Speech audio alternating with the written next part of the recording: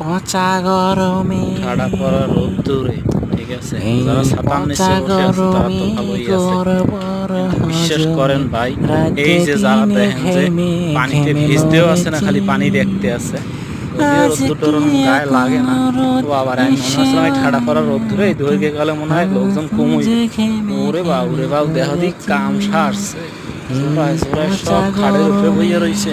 ক্যাম্বালে ক্যাম্বালে সমুদ্র বিলাস করতে আছে, দেহ দিক চাইয়ে দেহ দিক তামসাটা দুই সাইডে একসে ভিড় আর ভিড়। সিজনের কালেও তো এত ভিড় দেখি নেই। এই তো মামু একটা আইসে ক্যামেরা লইয়া। না মামু মরছে আর এমনি ভালো না। ও দেখি ঠাড়া করা লোক ধরে কেমনে কি সমুদ্র বিলাস হারতে আছে। ওরে আল্লাহ রে আল্লাহ, এদি লোক আর লোক। আমি মনে করছিলাম এই সময়কালে মনে হয় মানুষ কম আইবে সমুদ্র বিলাস করতে।